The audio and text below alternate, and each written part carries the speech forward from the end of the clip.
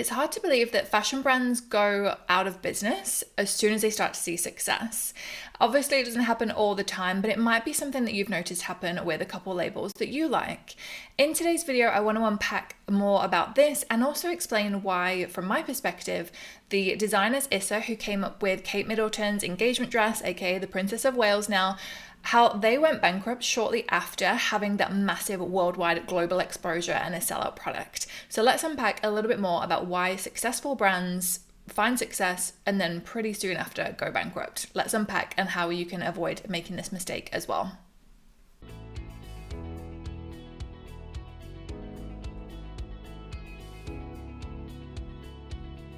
If you're new here, hi, I'm Vicki, founder of the Fashion Business Coach, and I love helping fashion brands to grow and scale their profits strategically.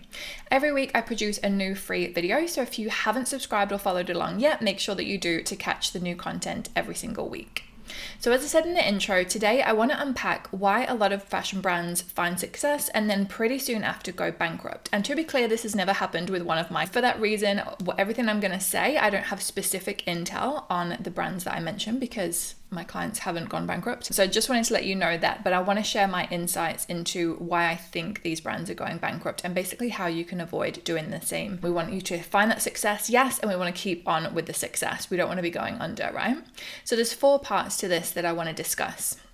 The first one is the importance of planning and budgeting. In the intro, I mentioned Issa. They produced Kate Middleton's engagement dress. She's obviously now the Princess of Wales, and that kind of global exposure is huge for a brand. The founder of that business, Issa, has actually talked quite a lot about this in interviews, and from what I can gather, essentially what happened is they were a small to mid-sized brand. A few people know them. They were kind of getting extra exposure, but they were already in financial trouble.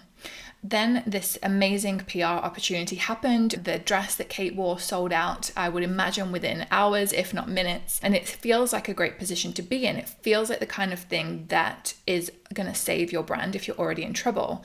However, if you have not been properly planning and budgeting for this, it can actually be the trigger to your demise, your end. And that's actually what happened in the end. The business went under not too long after these things happened. So as an outsider's perspective, what I imagine happened was they were like, yes, we've got this exposure, we want to capitalize on it, started placing a lot of orders with factories. Now this is key because as a small brand, there's a good chance that they were paying for these orders in advance. However, they were already having financial problems, so I'm guessing that they then ran into cash flow problems. They then didn't have the money that they needed for their everyday operations. And this is where the planning and budgeting piece comes in. I know it's not the most glamorous part of the industry, but it is so important to get right so that you can really understand what opportunities you're able to take and what opportunities you have to park for now because of funds. So having a really strong plan and a really strong budget are really vital. And it's something to keep revisiting as well. I see some brands and at the start of the year, they'll do a budget, amazing, and then they just won't touch it again for the year. It does really have to be kind of an evolving thing to really pinpoint where we're at this present moment in business. If you're not good at this kind of stuff, feel free to message me. I love working with clients one-on-one on this kind of work. Okay, so the second point is high overhead costs.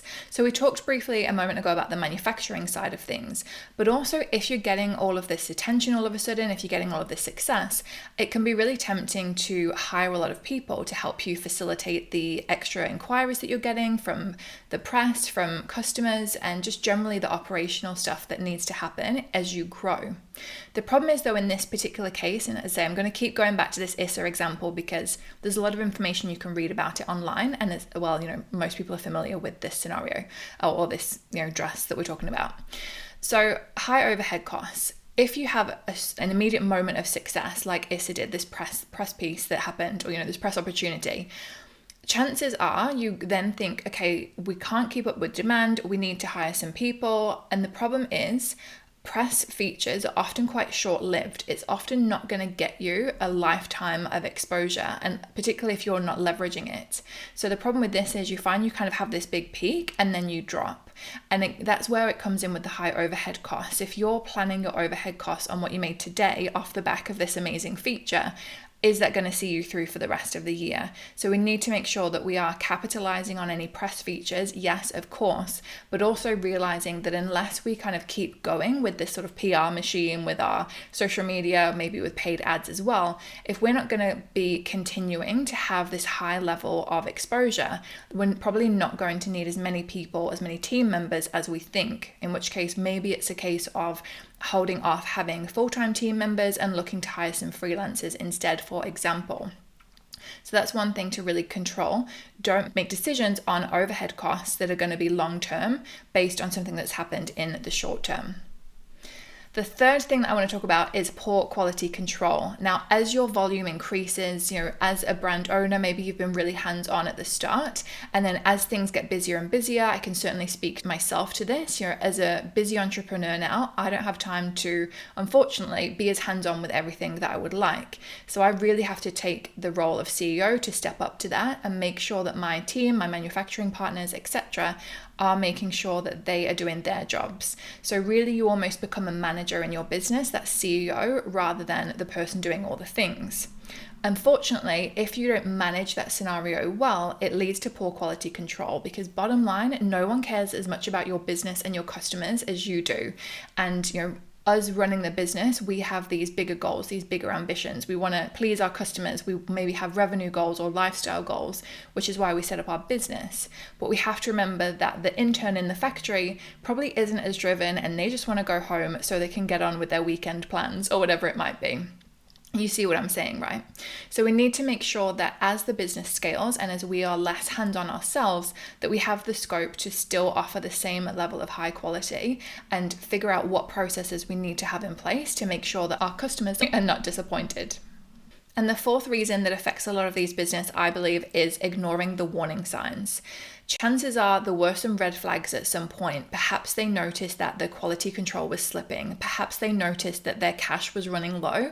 There may also have been situations where they realized that maybe, things are picking up, things are going well. They're getting all these extra inquiries, all this extra website traffic, but they just didn't have enough team members to facilitate and to give those customers the best experience so that they actually ended up making a purchase. Or maybe yourself as the founder, CEO, whatever you call yourself, maybe you just find yourself feeling more and more pressure, feeling more and more stressed, and just generally not being able to operate at your best levels because you have all of these things pulling you in all these different directions. So there's quite a lot of warning signs. Maybe you're starting to see some for your own business now. So what I would say to you is, if you are starting to see those warning signs, it's important to take a step back for a moment. And I know when you're super busy, taking a step back feels like the last thing you need to do.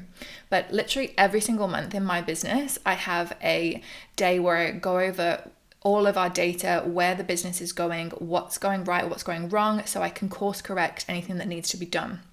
Also, at least once a quarter, I have a CEO strategy weekend. I don't work weekends, but in the week, I'll take 2 days. I'll go off somewhere without any distractions. My calendar's closed, and I will just really look at this data that I track every month and see to myself, okay, where are we in trouble? Where are opportunities? Where can we expand this business? And it's really important that you, as the founder or CEO, take on that role, take on that responsibility, even if you feel so under pressure and with so much to do. Because if you're just putting out fires all day, you're actually not going to notice these warning signs that are putting people out of business. So it's really important to take that step back. And if you are finding that it's all too overwhelming, it's all too much, or simply that you just don't know what the right course of action is, then of course seeking help is something that's important to do from someone who's been there, done that, and can help you navigate through this. Now, of course, if that's you, I would love to be that thought partner for you and help you really assess where your business is at and where you want to go and how we can make that connect in between to make sure you're headed in the right direction. So if that's you, I'll put my contact details below and we can chat about how we might want to work together. Thank you so much for watching this video. I hope that it's helped you to understand some of the pitfalls that people fall into and some of the things that you can do to make sure that you are not going to succeed and then fail. We want to keep that success going and going, right? So make sure that you take attention to those 4 points that we've talked about. The being aware of your poor planning, if you have poor planning, or budgeting is also an issue. We want to make sure that we're always in control of our costs, especially costs that are going to be stacking on each other month on month, week on week, whatever whatever it might be. We want to make sure that as we scale, we're really still on top of our quality control and that the quality is not going to falter. And we want to make sure that we are taking that time for ourselves as the CEO, as the founder, to really course correct, understand where we are, where we want to be, and what's going on in our business. Thank you so much for taking the time to watch this. I really appreciate it, and I will see you next week. Bye.